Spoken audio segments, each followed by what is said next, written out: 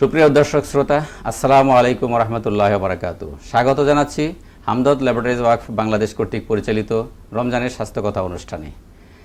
এই অনুষ্ঠানে আমরা রমজানের রোজাদার ভাইদের যে সমস্ত স্বাস্থ্যগত সমস্যার সম্মুখীন হন সেসব বিষয় নিয়ে এবং তার থেকে উত্তরণের পথ নিয়ে আমরা আলোচনা করে থাকি। আজকে আলোচনার জন্য স্টুডিওতে উপস্থিত আছেন দুজন বিশিষ্ট চিকিৎসক। আসুন প্রথমেই তাদের সাথে পরিচয় করে দিই। আমি পরিচয় করে দিচ্ছি। আমার সামনে ডান দিকে আছেন ডাক্তার মোহাম্মদ মনিরুজ্জামান খান, সহকারী অধ্যাপক, মেডিকেল ফ্যাকাল্টি, হামদর্দ বিশ্ববিদ্যালয় বাংলাদেশ। এবং আমার সামনে বাঁদিকে আছেন doctor Rabeya Siddika, medical officer, Hamdard, Dhaka.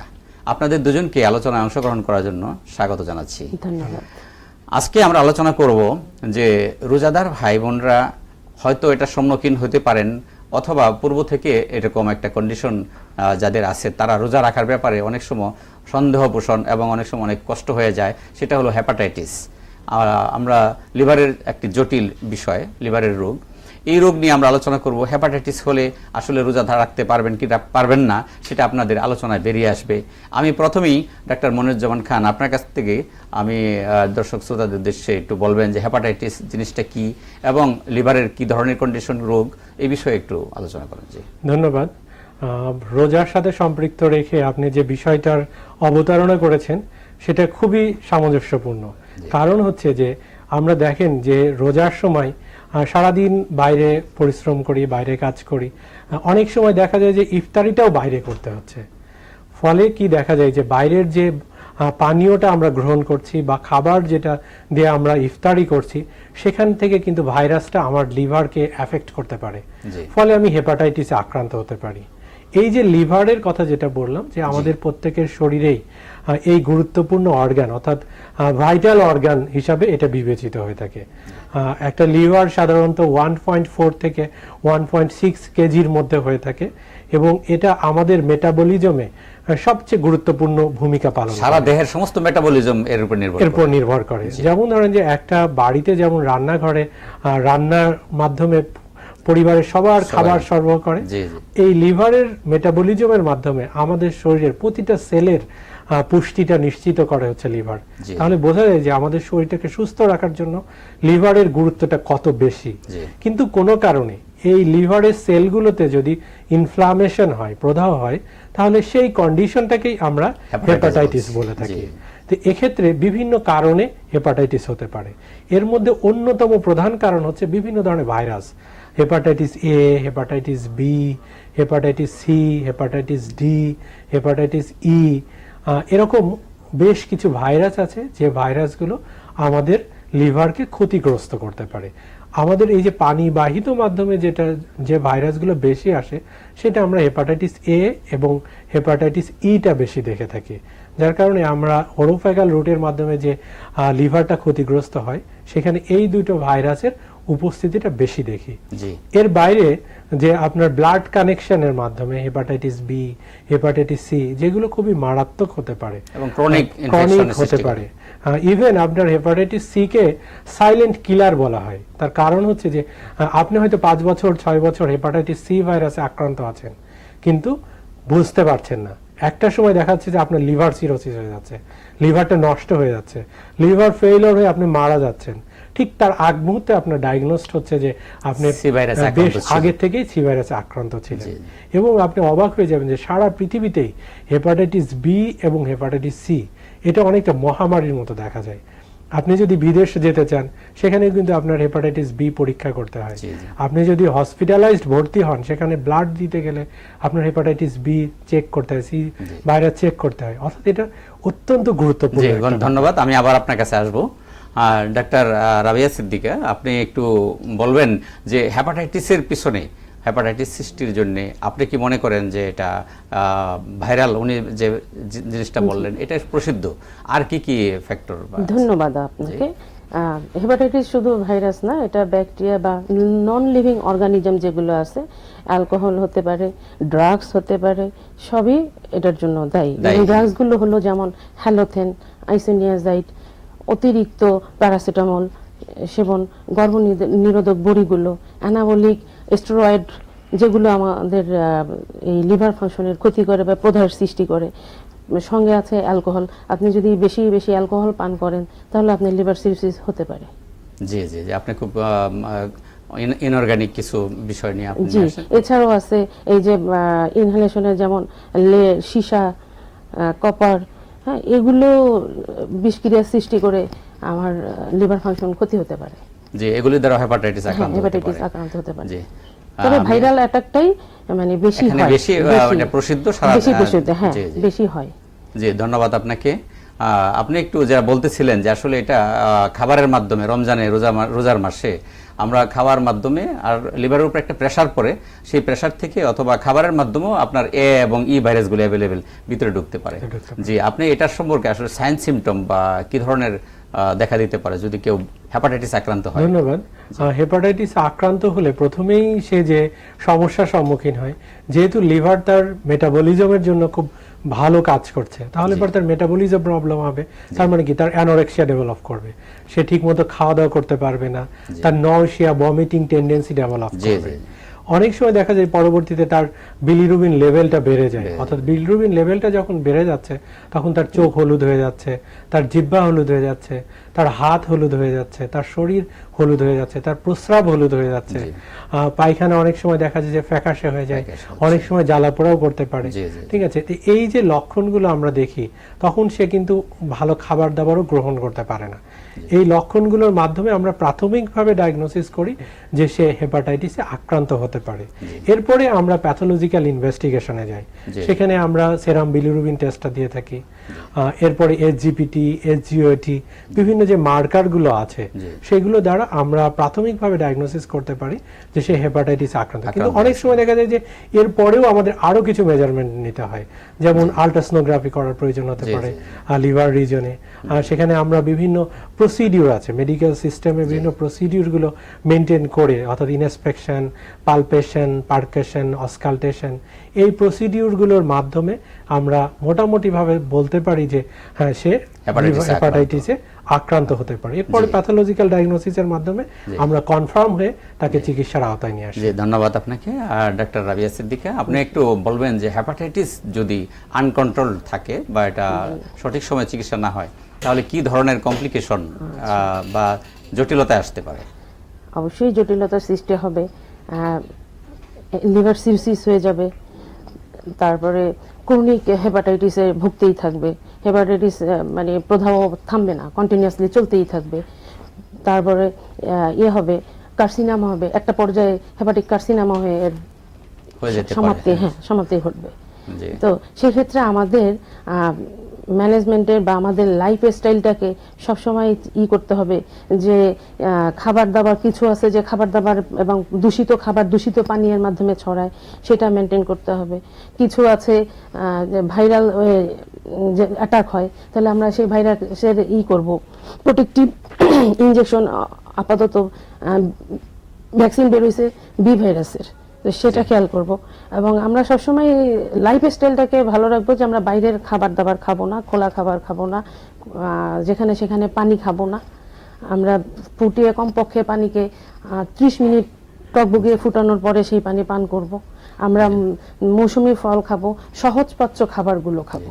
তাহলে আপনার কথায় যে জিনিসটা বেরিয়ে আসলো যে হেপাটাইটিস অ্যাকিউট অবস্থা থেকেও এটা মারাত্মক জটিল চলে যেতে পারে, আবার ক্রনিক হলে ক্রনিক হেপাটাইটিসে আরো কঠিনভাবে কিছু কমপ্লিকেশন আসতে পারে, সেটা সিরোসিস পর্যায়ে এবং এমনকি কার্সিনোমা, লিভারের কার্সিনোমা হতে পারে, সেরকম পর্যায়ে যেতে পারে, লাইফ থ্রেটেনিং বিষয়।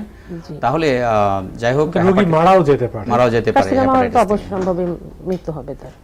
অবহেলা করলে চলবে না, আমরা সাথে সাথে আমাদের ইনভেস্টিগেশন এবং চিকিৎসকদের পরামর্শ নেওয়া উচিত। জি, আমরা গুরুত্বপূর্ণ আলোচনায় আবার ফিরে আসব। সময় হলো একটি বিজ্ঞাপন বিরতির। সুপ্রিয় দর্শক, দেখছিলেন হামদর্দ ল্যাবরেটরিজ কর্তৃক পরিচালিত রমজানের স্বাস্থ্য কথা অনুষ্ঠান। যাচ্ছি বিজ্ঞাপন বিরতিতে, ততক্ষণ আমাদের সাথেই থাকুন।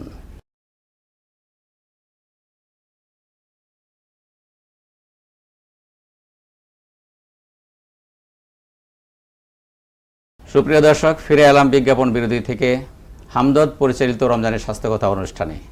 এবার যাচ্ছি মূল আলোচনায়।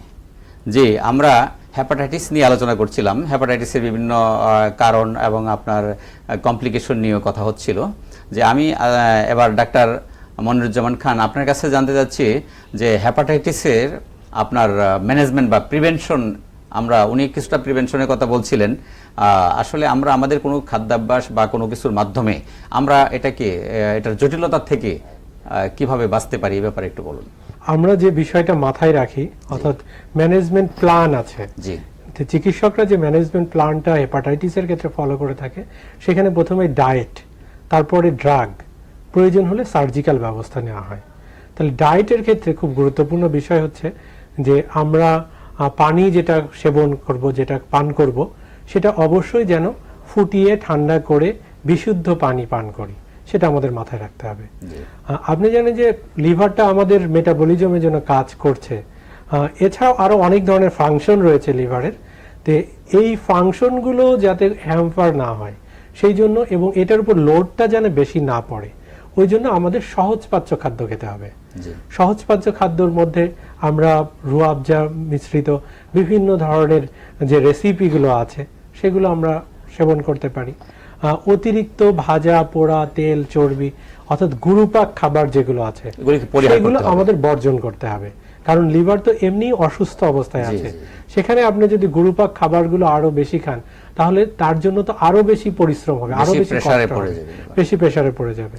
এই জন্য তাকে আমরা বলি যে ফিজিক্যাল রেস্ট এবং তার হচ্ছে ডায়েটারি রেস্ট।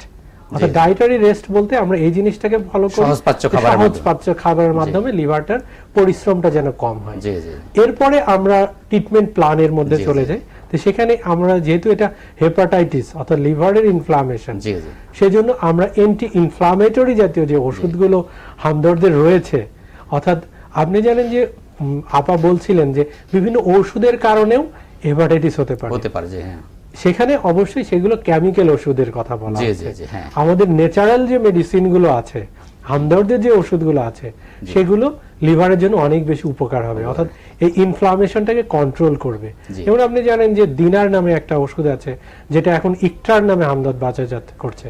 হ্যাঁ, সেখানে স্বর্ণলতার বীজ নামে একটা উপাদান আছে যেটা অ্যান্টি ইনফ্লামেটরি মেডিসিন হিসেবে সারা পৃথিবীতে। মেডিসিনের পূর্বে আমি সাধারণত যারা মানুষ মেডিসিন হিসেবে মনে করে না এমন, সেইটা রুয়াবজা সম্পর্কে আপনাকে বলতে যাচ্ছি যে রুয়াবজাতে কি অ্যান্টি ইনফ্ল্যামেটরি কোনো এরকম কোনো এই বিষয়ে বা কোনো আছে নাকি যে ম্যানেজমেন্ট?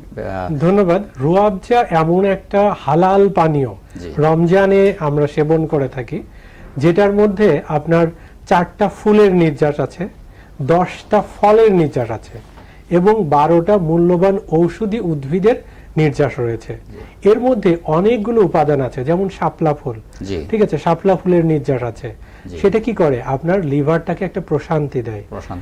সেটার মধ্যে লেবু ফুলের নির্যাস আছে, সেটা কি করে? আপনার লেবু ফুলের নির্যাসটাকে সায়েন্টিফিক ভাবে প্রুভ করা হচ্ছে যে অ্যান্টি ইনফ্লামেটরি হিসাবে এটার রোল রয়েছে।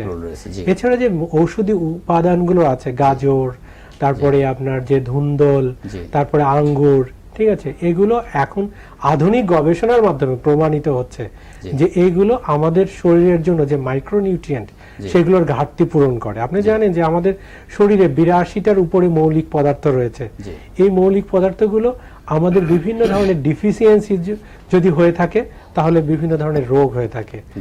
এই যে রুয়াবজার মধ্যে যে ভেষজ উপাদানগুলোর কথা আমি উল্লেখ করলাম, সেগুলো এই মৌলিক পদার্থগুলো সবগুলোই মোটামুটি ঠিক আছে, যার কারণে হয় কি আমাদের শরীরের যে ব্যালেন্স করার জন্য, অর্থাৎ মাইক্রোনিউট্রিয়েন্টের যে ঘাটতি সেটাকে পূরণ করার জন্য আমি বলবো যে রুয়াবজা একটা আদর্শ পানীয়। ঠিক আছে, এবং এটা আমাদের কথাই না, হেপাটাইটিসের খাদ্য চার্টের মধ্যে সাথে অন্তর্ভুক্ত করতে পারছে অবশ্যই। এবং এটা আমি অ্যাড করি যে বাজারে যেসব পানীয় পাওয়া যায় সেগুলোতে কার্বোনেটেড কার্বোনেট থাকে এবং ক্যাফেইন থাকে খুব বেশি, যেটা লিভার ফাংশনকে ক্ষতি করে, হার্টকে ক্ষতি করে। কিন্তু আমাদের রুয়াবজা সারা বছর বরঞ্চ হেপাটোপ্রোটেক্টিভ। আপনি যদি সারা বছর খান তাহলে আপনার হেপাটাইটিস হওয়ার চান্সটা অনেক কম থাকবে। আপনি জানেন যে 2007 সালে আমেরিকার বিখ্যাত একটা ম্যাগাজিন, সেভার ম্যাগাজিন, তারা সারা পৃথিবীর যে পানীয়গুলো আছে, শরবত যেগুলো আছে, সেগুলোর উপরে গবেষণা করে তারা ঐক্যমত্য পোষণ করেছে যে রুয়াবজা হচ্ছে 1 নম্বর পানীয় এবং সারা পৃথিবীর মধ্যে এটা বেস্ট মনিকার, অর্থাৎ সবচেয়ে ভালো জিনিস, ঠিক আছে, হিসাবে এটা পরিগণিত হয়েছে। এবং জি, এটা তারা জন্য ওখানে দুইটা এটাকে উপাধি স্বর্গীয় অমৃত সুরা অমৃত হিসাবে সুরা, আখ্যায়িত হ্যাঁ, করছে। জি ঠিক আছে। জি, ধন্যবাদ আপনাকে। আমি ডাক্তার রাবিয়া সিদ্দিকা আপনার কাছে যাচ্ছি।